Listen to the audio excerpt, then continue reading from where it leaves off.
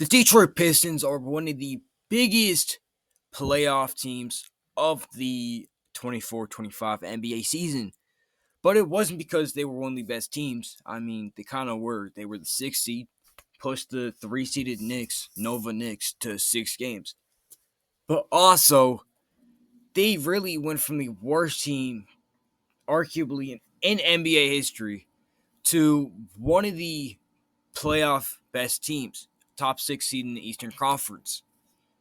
Now, this is very impressive in his first. When you think Cade Cunningham on this team, maybe you think Tobias Harris, Malik Beasley, Oswald Thompson, Jalen Duren, or maybe you think of Jaden Ivey, which is who we're going to be talking about today. Because Jaden Ivey, I think, this upcoming year is on the cusp of breaking out into an NBA All-Star. Let's get into it. Now, let's start with his offensive game. Now, if we go all the way back to 2022, the 2022 NBA draft, projected probably 4th overall pick, but the Kings had that pick, and at that time, they already had De'Aaron Fox, Davion Mitchell, didn't really need another guard. He slips to 5, but with his offensive game, he looked like a really good ball handler, looked like a decent playmaker, and that he could create his own shot. And in the NBA, he's been kind of that this last season, before he got injured, he showed a lot of promise with that side of the ball. Be able to create his own shot, cut, shoot the mid-range, just pretty much do a lot of things on offense. Even though the efficiency isn't quite elite there, it's still decently good. Now let's go on to his defense. Now, since it is the Pistons' identity, basically, that they are a really good defensive team. I mean, that's how they pushed the New York Knicks to 6 games. They were just locking up their best players, like Cat and Jalen Brunson. Well, Cade would go off for crazy scoring performances. And I mean, that really seems like a great story if Cade had a secondary option. But that could be Jaden Ivey on offense. But if we look more on the defensive side, Jaden Ivey really fits with his team.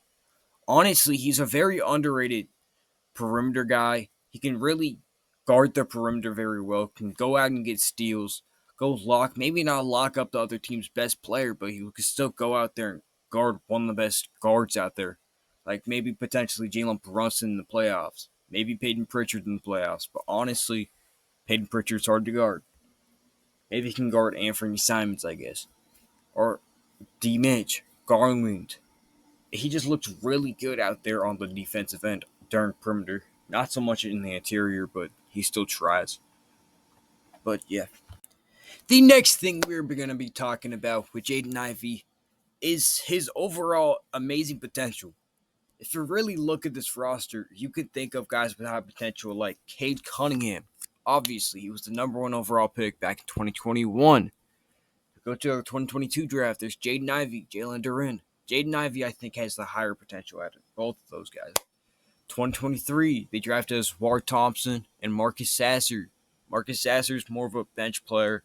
Oswald Thompson could potentially be an all-star one day. Probably not, though. Probably a high-level role player.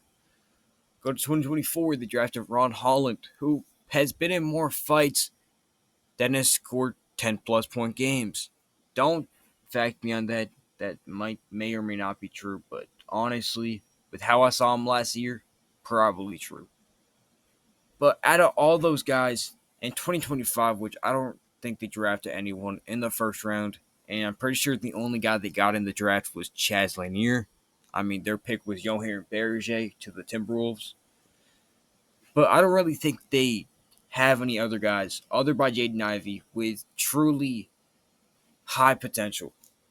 Well, obviously Cade, but Jaden Ivey I think could be a few-time All-Star and potentially be an All-Star next year. And with a weaker West or weaker Eastern Conference with no Tatum, Halliburton, I think Jaden Ivey could definitely slip into there as a potentially an injury guard replacement. I mean, who are the guards next year? I mean, you have Brunson, D. Mitch, Garland might be in there, Cade's going to be in there. If you only have 5th guard, honestly, Ivey might be the best at all of them. And what if Garland doesn't perform again? Ivey definitely has the spot if that happens. So, with improvements to Jaden Ivey's offensive game, potentially averaging 20, 18, 19 around that, probably not 25. I think Cade's probably going to average 28 points, probably. Jaden Ivey could definitely have a bigger role. Jalen Duren, definitely maybe Ron Holland. Yeah, all those players. With the defensive just keeping up a par, becoming a good perimeter defender, maybe averaging a steal and a half, maybe 2 steals. Just play some good D out there. I think he could definitely be one of the All Stars next year as potentially injury replacement or better.